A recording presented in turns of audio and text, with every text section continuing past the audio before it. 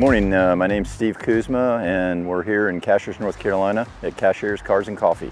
So I've got a 2024 Porsche GT3 RS Weissach package. It's been a lifelong dream of mine to own a Porsche GT3 RS. I got an opportunity to go to a Porsche school in Birmingham Motorsports Park and had legendary Hurley Haywood as my instructor driver, and we started talking about the GT3 RS, and he said if you can ever get access to one, you should probably get it. So that was kind of how I got started. About 2.5 years ago, I got access to an allocation from one of my buddies down at Champion Porsche in South Florida. Started moving forward with the process back then. Yeah, the GT3 RS is probably the most difficult to get. GT2 RS obviously is as well, but it takes a lot of time, and 2.5 years ago I started the process and it took me about 1.5 years to actually get the car. Porsche is pretty good about keeping you up to date. About 8 months into the process, we got a call from Porsche saying that the color that I had picked, lizard green, was not going to be available.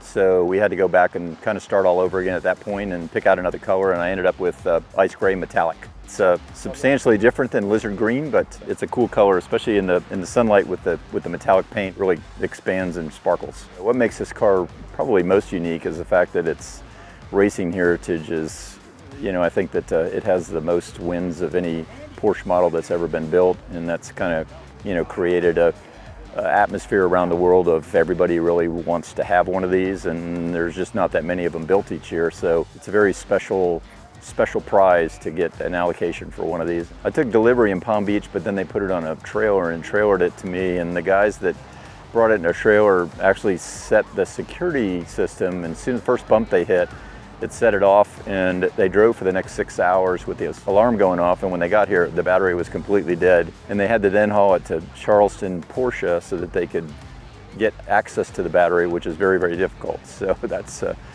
kind of fun story, but wasn't very fun for me to deal with. Walk around here and open it up, and you get some pictures of the inside.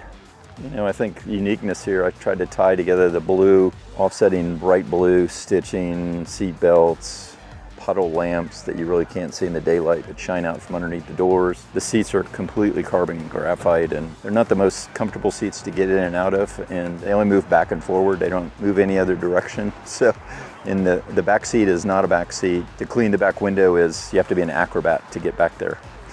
So, there's 3 different profiles that you choose when you get in and start the car. There's kind of normal, which is kind of like an everyday driving, and there's sport, which is a little bit more aggressive in terms of the firmness of the springs and the exhaust sound, and then there's track, which is where it really gets adjustable. You can essentially adjust each of the 4 wheels, suspension and braking, how much exhaust is flowing through the pipes at any one time, and also the drag reduction system, which is the wing on the back and when that opens and closes and all those types of things. So it's extremely modifiable. The only thing that opens are these little panels right here, and it's for oil and coolant. It's all cooling stuff up here.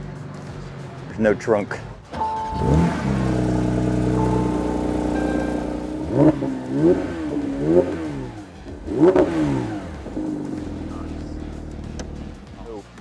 The Cashiers Cars and Coffee was something that I've been wanting to come to, and this first one I've been able to get to. It kind of reminds me of the beginning stages of Caffeine and Octane in Atlanta, which is I think one of the largest car shows like this in the country, and it's really interesting to meet the people that own the cars, and the uniqueness of the cars that are here are always fun to learn about. So it's certainly a great event to get to, and if you're here, you should definitely try and come by, because each one of these seems to be getting more and more attendance, which is important to the car enthusiast group.